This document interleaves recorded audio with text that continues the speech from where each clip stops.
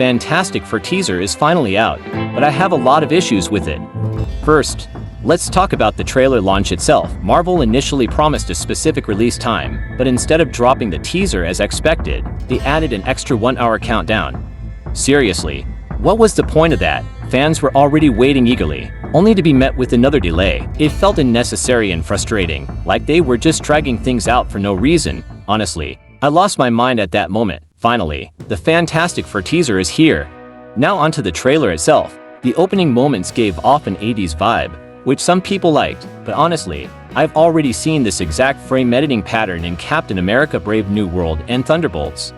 Is this Marvel's new formula for trailers? Then we have Pascal. Don't get me wrong, he's a great actor, but he's everywhere lately. Gladiator 2, Wild Robot, and now Fantastic Four, and honestly, I don't see him as Reed Richards. He doesn't have that unique, intellectual presence that makes Reed stand out. Right now, it just feels like another Pascal performance rather than a fresh take on the character. And let's talk about Ben Grimm. What is up with the CGI? I was expecting the thing to have a gritty, early 20s style look, but what we got feels off. It's comic accurate, sure, but it doesn't translate well into live action. Something about it feels weirdly artificial. The older versions, despite their limitations, had a more grounded presence that felt believable. This version just isn't hitting right for me. One thing that stood out instantly was Herbie, the robot. It immediately forms a bond with me, but that's not comic accurate. This version of Herbie comes from the Fantastic Four animated show, and Marvel seems to be using it for comedic relief. I wouldn't be surprised if, at some point, a villain destroys Herbie just to create an emotional moment for the audience. That's likely why it's even here to set up a sentimental payoff later. Now, let's talk about Human Torch. The actor playing Johnny Storm is great in Stranger Things, where he delivered some crazy performances. But here, that same charm isn't coming through when Chris Evans played Human Torch. He was the role. His energy, charisma, and confidence made him instantly likable. But with this new actor, I still get Stranger Things vibes rather than Johnny Storm. Maybe it's because I'm too attached to his Stranger Things character, or maybe you feel the same way. Either way, something about this casting doesn't sit right for me. And it's not just Johnny. Ben Grimm also looks weird.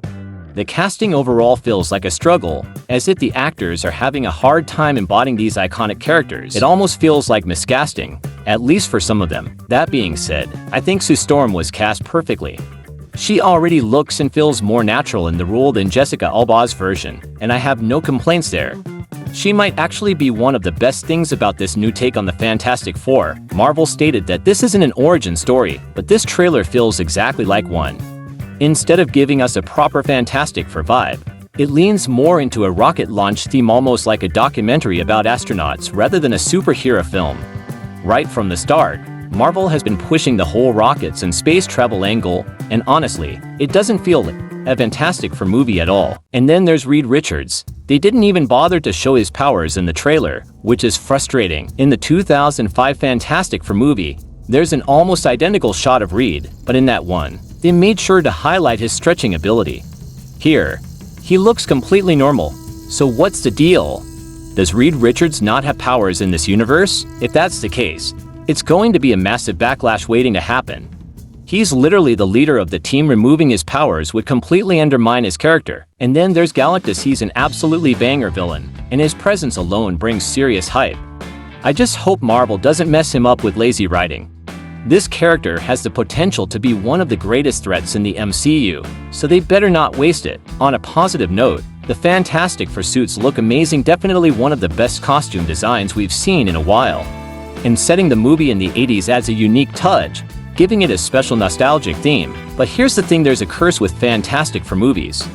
Marvel has tried 3 times to bring this team to live action, and each time, it ended in failure. I really don't want this one to be another disappointment.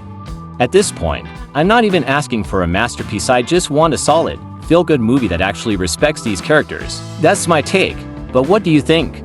Will Marvel finally break the Fantastic Four curse, or is this headed for another disaster?